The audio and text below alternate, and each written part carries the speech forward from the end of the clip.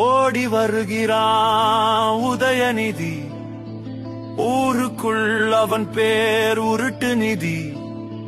தாத்தா தயவுல சினிமா, அம்மா தயவுல அமைச்சர், அப்பாட்ட புடுங்குனது துணை முதலமைச்சர். குடும்ப தயவால பிழைக்கும் வாரிசு, கொடுக்க மாட்டாரு கபடிக்கு பரிசு. மக்களை ஏமாற்ற அடிச்சு விட்டாரு, ஆட்சிக்கு வந்ததும் கடப்புல போட்டாரு.